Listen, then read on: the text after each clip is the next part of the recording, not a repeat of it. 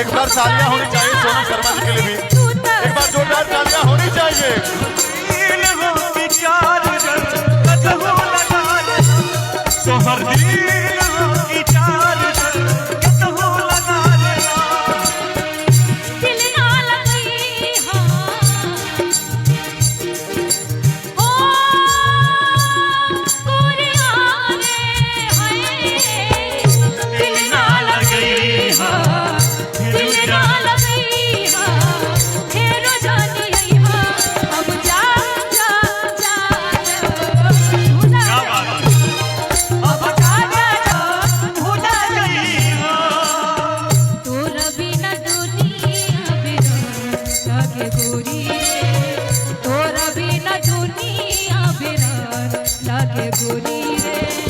जियते शरीरिया